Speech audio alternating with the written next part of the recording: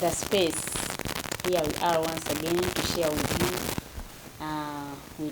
We talk about it with your girl, Oliver Eva, Mrs. All, and Maria. Yes. We don't judge. But we talk about it. Do not Don't also judge, judge, but be push. part of the solution. Yes. Maria, how are you? I'm fine. How are you? Yeah, olwaleero, I want us to talk about a very sensitive topic, emotional intelligence. Twagala tutunule, what is it basically, and how should we control our emotions in general, at our workplaces, at our homes. Like twagala tumanye twefuga tutya. Nga tetunaba kujja ku kintu ekyo omanyi bangi bayinza okuba tebakitegeera. Emotional intelligence kyeki? What is emotional intelligence? Nze basically Maria nja kugamba, according to me, emotional intelligence, the ability to control yourself, to control your feelings and emotions, either positively or negatively. Kubanga kya mirundi ebiri, osanyuse nnyo okifuza otya, challenges okifuza otya. I think basically that's how I can. That's it. Yes, there is emotional intelligence. It's the way of recognizing, understanding, and choosing how you will think, feel, and also act Towards something. towards what happens in your life. Have you gotten it? It's emotional intelligence is the way of recognizing, understanding, and choosing how you will feel, how you will think, feel, and act About a situation Yes. or a situation that Yes, has any a situation circumstance that that has has- happened yes, locally. Yeah. Katwaga tutunulire, I think we have drawn a small light about how emotional intelligence is. Yes. Katwaga tutunulire, how do we control it? Maria osanyuse nnyo. Omwami akubyeko surprise. You know these days writer surprises, you know, is blacking out. Hello. There is a friend who told me, one time she called me and was like, Olivia, my hubby bought me a car. Like nabuli kati sinaddangu, like up to now she's still blacked out. So like, how do you control if something good comes, if a very big surprise comes to your way? How do you control yourself? If a challenge, a huge one, okay, it may not be huge, but any challenge comes your way, how do you still control it? That's how we want to know. Positively, you may be very happy. Naye abantu abakwetoolodde nga bo tebasanyuse. Okitegeera? Nga bo tebasanyuse. Kati nakyo nekireeta challenge eyo. Ne buba buzibu. Ne buba buzibu. Bannaye ne buba buzibu. Positively bwe kikkoledde. Then newabeerawo negatively ngera nakyo kisanyusa omuntu. Kirina gwe kinyiizizza. Kirina gwe kinyiizizza, kirina gwe kisanyusizza. Oyinza n'okubuuza yo naasanyuka ki? Okitegeera? Alabawo ebisanyusa wano. Ne negatively waliwo ebisanyusa abantu. Nga waliwo ekintu ekikutuuseeko ne kisanyusa omuntu. Nga kibi. Kati Oli ne kimukola ki? So wayogedde nti ebiseebisinga tudwelinga ennyo, like let's draw more light on negatively, because positively buli omu, I think ekyo buli omu akikola, tubikolanga kibosanyukiramu bakwetaaga babyagala babikola batya ate nekitali ekyo in most cases tuba okitegeera kiba ki bring that positivity, like obulamu bwo buba buyina engeri gye bukola ki gye bweyagaddemu, kati tekirina ngeri gye kikuaffectinga kiri awo. The positive part of it is always about me. Kati mwaba netodde saagala kumanya. Okitegeera? Naye tugende nnyo wali ku negative side, a challenge has emotional come, intelligence it has hit you. Ndowooza esinga kuhitinga side eya negative. Awo tufunira definition yayo entuufu. Yes, tufunira definition yayo entuufu. Actually emotional intelligence has like 4 pillars or characteristics. Yeah, whereby muberamu self-awareness, that is number 1. How you understand your emotions, understanding your own emotions. Then also, how do they affect your actions? That is self-awareness. netegedde nga nze Wetegedde nga gwe omuntu.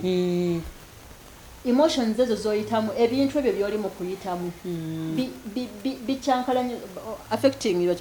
How do they affect your actions? Nti kati olyo mbeera ki gye kireeseewo around me, around the people, you know. Yeah, around that very situation. Okay. Actually, one of self-awareness is affecting actions. So, how do they influence your actions, your emotions? Understanding your own emotions and how do they influence your actions. But number 2, there is self-regulation. How do you manage those emotions of yours? That is part of the self-regulation. Then part B of it, how do you adapt to the changing circumstances? Yes, kino kibeddewo, what next? What next? Ogenda kiyitamu otya? Okitegeera? Wano, it's why you have to employ over whatever kind of knowledge, over mind, your mind. It's why you have to employ your mind, body and soul. Exactly. Nti bwe naakola kino kigenda kuviiramu ki? Kigenda kukola kitya? Nti bwe neebuuza ku ono agenda bwakyampa budde ngenda kikozesa ntya? Kinantuusaawa. Okitegeera? This is the most difficult part ey'okumanaginga emotions zo. Abantu ba interactinze nabo, how do you bakuwa magezi ki? Ogendera ku magezi ki? Of course waliwo bagamba people can advise you but they can't decide for you. Exactly. By the way, decision making is always you. You yourself. You will get all sorts of solutions, but at the end of the day, it's you or it's Why me. you know Sarah won't Why you know Sarah won't katika nkole ki? Kino kiwulidde naye decision making ebeera gwe. Togenda kulenya nti oli ye yaŋŋamba okitegeera. These other third parties batuyambako just nti to get you closer to your decision, but at the end of course you also point need of it is always to talk to. There is a way it relieves you. You have to get somebody to talk to. Kinyega nnyo nga tolina gw'oyogedde naye. How to get out of it. Your stress can go. If it was to go for 2 weeks, esobola n'ogenda omwezi. Naye bw'ofuna gw'oyogera naye. That is another type of treatment also towards emotions. So, kati tulina part 3, that is empathy. Kino kiri nnyo ku bantu bano abakulaba kyoyitamu, understanding other people's emotions. Omuntu oyo ali mu kuyita wakiti bwetadde mu ngalo. Or the people you have shared with, yes, you've talked to, are they empathetic? How do they offer comfort and support? Over you, how do you offer comfort and support? And sometimes you may fail to offer that comfort and support before you sit in someone's shoes. That is the empathetic part, right? You sit in someone's shoes. Waliwo ekintu ky'osanga n'ogamba, I cannot take any other people's advice apart from this person. Okitegeera? Nti oyo no one is going to advise me in marriage apart from this person. Can you imagine? Nti oyo ye ajja kubuulira kitambula kitya kikola batya, si bino ebya storytelling ebitali mu reality. Okitegeera bino ebya soaps zaffe. You know? So emotional intelligence is basically real thing. Kibeerawo era n'okikola ki n'okiyitamu. Kati number 4 is there's no social relations. How do you relate with the people around you? Then also effective communication. You have to communicate. How do people communicate towards your what you're passing through? Omuntu mubuulidde kyempi kikujjamu ekyo kintu bw'omubuulira ayina wakuteeka walungi oba kukola ki? We wali watuweeredde point like ole watugambidde nti it also drives you to the people you share with. You have gone through a challenge. Who do you approach? Who do you go to, like, to share with? To share with your problems or your happiness. It's or a challenge whatever. of marriage, Yeah. or sharing n'abasingles. Bakuwe advice ki. Exactly. Okitegeera nti waliwo ebintu ebimu kati waliwo oli agamba nze sirina gwe ŋŋamba kizibu kyange kuba tolina kyogenda kunnyamba naye okitegeera ngo actually nga n'oyo ayinza okuba mutuufu lwansonga nti you can tell somebody your problem olowooze nti agenda kuwa amagezi atandika ekifuula gwe example you become a topic of okitegeera tukiyita you become a reference bangi nnyo obuulira omuntu ekizibu kyo ogenda okulaba nga omuntu akikoze eki nga gwe example buli story gyawe eri related to what you went through gwakuleetanga reference. For example, I have a friend twagala obuntu obwo I have a friend agenda omaliza mu I have a friend nga nerinnya alimention by the n'omumanyi omumanyi this one she went through this hell, you know. Yes, kisobola okuwa obuvumu naye ate oli kiba tekimukoledde ekyo kiyinza okukugumya ggwe nga ggwe agana kitegeeza sirinzeka naye gwe kyolina okumanya gobeerawo ng'okimanyi nti there is no problem that has started with you. Buli kizibu. It reminds me still. There is so much exposure nowadays. Nti tewali kizibu. Wallahi waliwo ekizibu ky'otuna n'ogamba nakino ki. Eno ye Open Up Television. Enjoy the unique.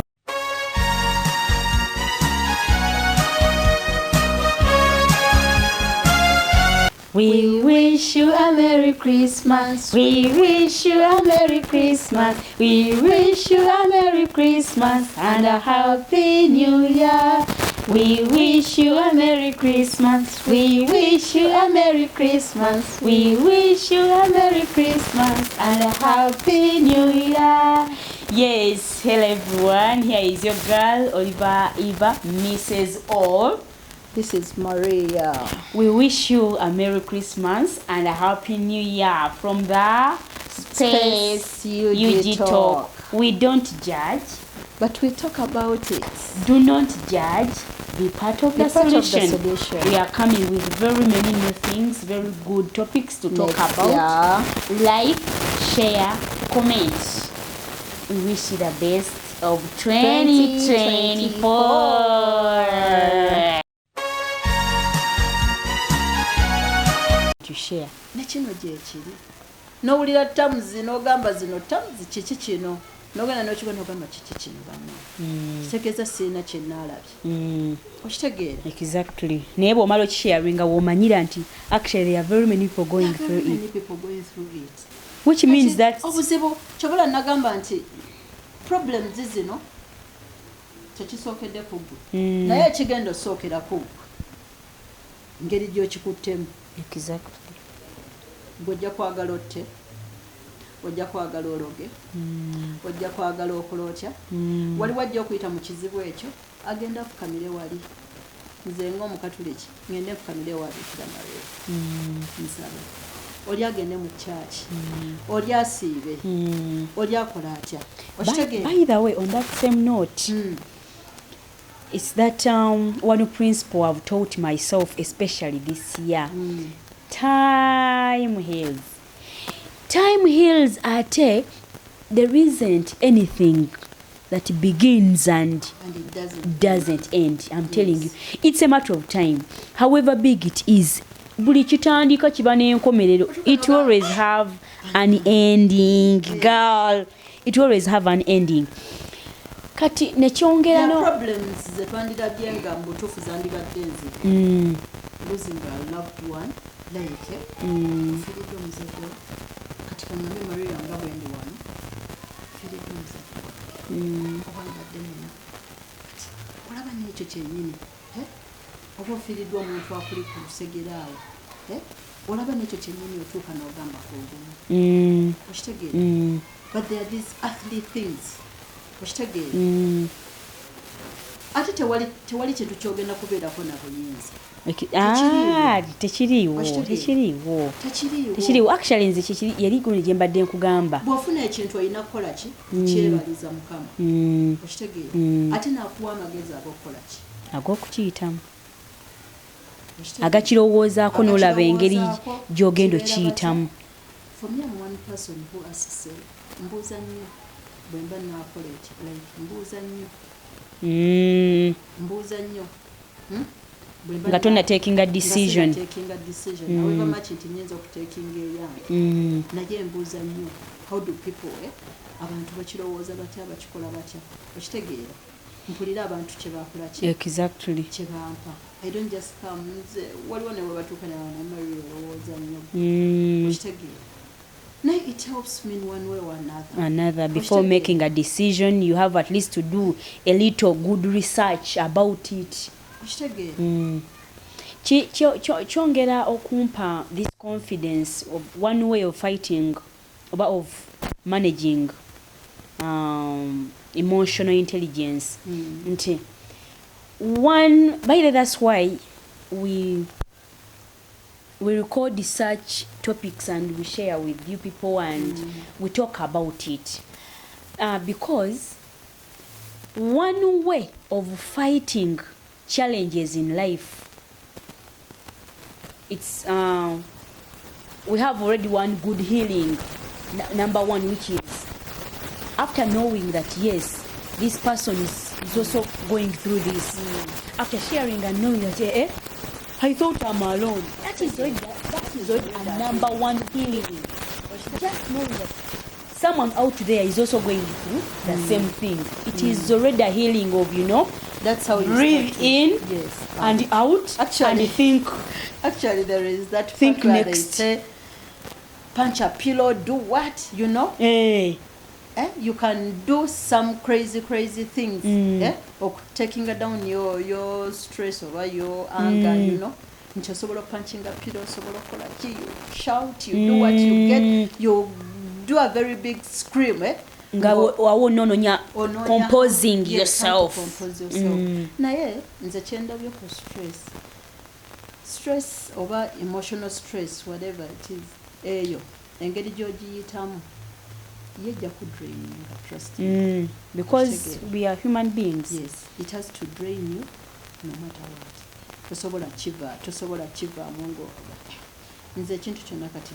Of course waliwo wootuukanga ebizibu ebimu. You become immune.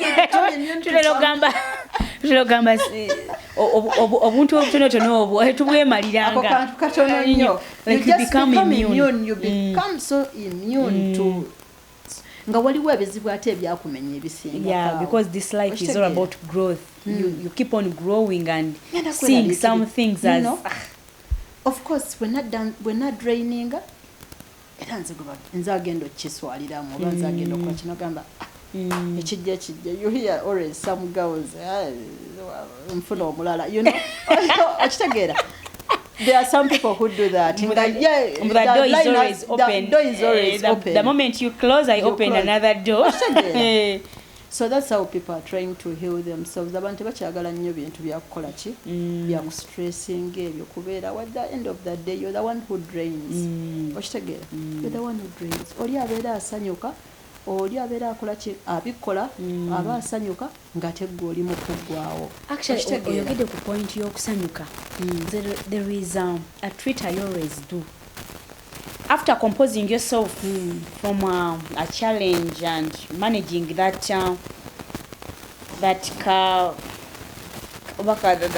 after managing that challenge that you've been going through, after composing yourself very well, girl, look good, eat well, feed well, be happy. No matter the problem, you have to eat first. Auntie, you have to eat. No matter the problem. No matter the problem. You have to eat. Eat well. Treat yourself well. Buy yourself a nice thing if you want it. These are things of exposing, these are things of exposing a problem, what you're going through to each and everyone. People don't want to know. People don't want to know. And number two, I always those are personal principles that have come to learn 2023. Silence is very key, girl. Silence is very key, especially nkikozesa nnyo mu environment empya. Learn. I always want to first learn individuals, learn the environment. Tofuuka mugezi nnyo. You find someone mupya mu kifo, but he's not ready to learn as an experience here, you know. Katutugenze ku environment ng'ey'omulimu. Girl, learn, unlearn, relearn. Soka omire nnyo, soka osirike nnyo than okwogera nnyo.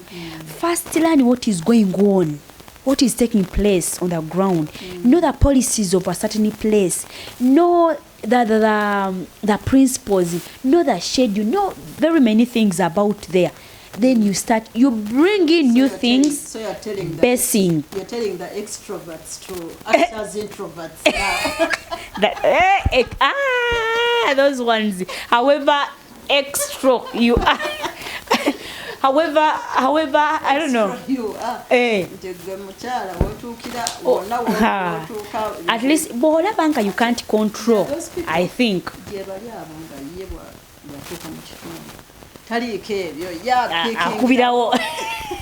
Yes, there are people who are gifted that way, but I think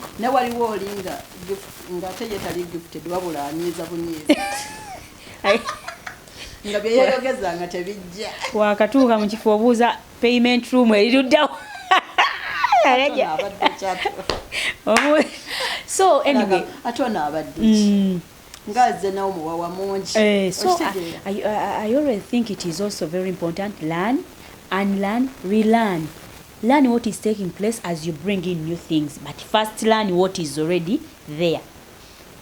You would come with a statement of how do you think if we do this that way, but first appreciate what is already on ground, then you bring in new ideas.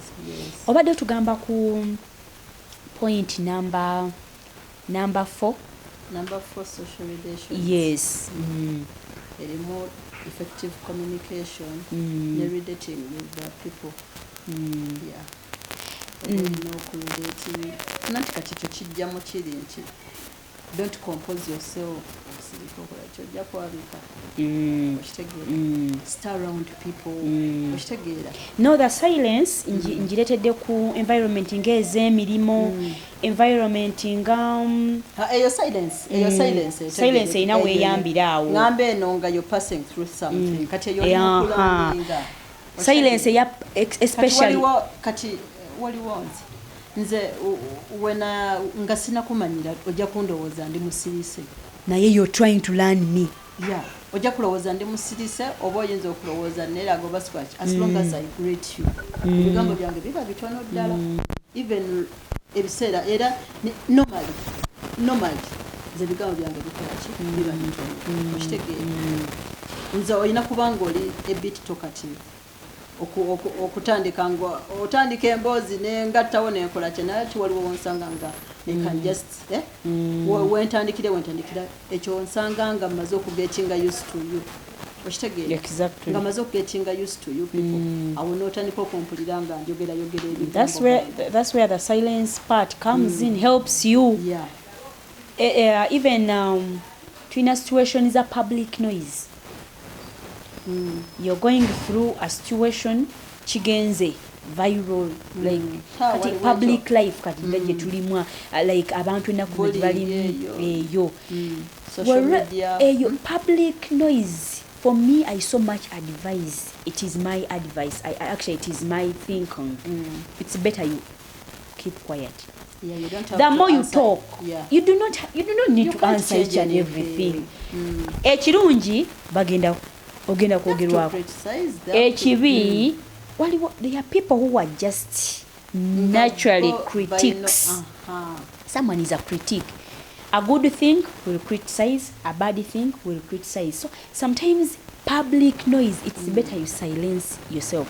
Buli bw'owa bano ki ebyokugattako, so that is where the silence part helps out. But kino kyogambye nti ng'olina ky'oyitamu nga ggwe omuntu, leave alone the public noise, leave alone the workplace, n'olina ky'oyitamu nga ggwe omuntu. Wali w'otugambire nti it is better we share. That's when the you say the relations, the social relations comes in, so that you share. Of course, tosobola kubeera ku nsi kuno, you know, lwakuba mikwano kijja ofuna oba kale bweguba sina mukwano, at least you have a relative. Bw'oba oyina kimama, bw'oba okyayina maama wo, bw'oba okyayina maama wo asobola okukola ki? Kuba abasinga I think we relate so much to our moms. Nti maama wange bwenna amugamba kintu bwekiti ne bwekiti, oba kale muzadde wo tulina ne ba best friends tesobola sharingako. Wali we tufunira the other comfort you talked about, that comfort. So you can get a sister. Bakubuulidde ekizibu kya munne ate tokifuula topic. oli akubuulidde twagambye okuusa eki reference. Waliwo oli nga bw'atawa advice nga awa example. Example ezimu tuzirengako. Ekizibu tetusobola kikole. That's why we say here at on space. Ate ne bw'ofuna ekizibu ofuna abantu abakola ki bw'omanyi nti bakiyitamu, oba ku bantu abakulu mwasooka tukaŋŋambe ebintu ebyo ebirimu ebya relationships ebyo osobola okufuna somebody oba n'atakumanyi. Kale tulina ne bacounselors ate olugambo agenda dukola ki akumujja akumanyi ganipa counselor omwogeremu naye oyogere naye ebigambo byo then owulire kyakola kyagamba. If you really don't trust the people you're always with. Maama nyinza okubangeza kansala sizirina kati kyenkugamba kisoboka. Then you invest in your friends. It's a matter of invest in your relationship. Mama, trusted also. Yeah. I'm no longer born on this era. Then you trust your friends. Naye however much nze oyinza okubeera awo as long as nze nkimanyi nti nkutrustinga gwekola bibyo byolowooza nti byebikutwala mu maaso. Naye nze bwe mba mmanyi nti I trust you, bwe nkugamba nti I trust you, I think I mean it. Naye nga basically I think emotional intelligence is all about silence where necessary. Be empathetic, understanding one another, comfort someone where necessary. Do not judge. People are going through a lot. Don't judge. As you think you're the only one with a problem, people out there have problems. Stop judging people. Understand people, be part of the solution. We shall come back with another topic. We wish you well. Eno ye Open Up Television. Enjoy the unique.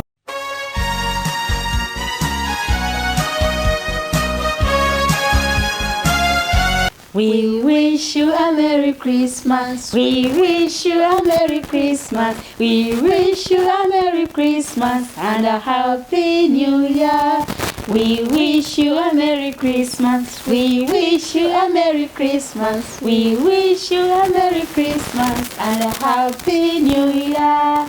Yes, hello everyone. Here is your girl, Oliver Eva, Mrs. All. This is Maria.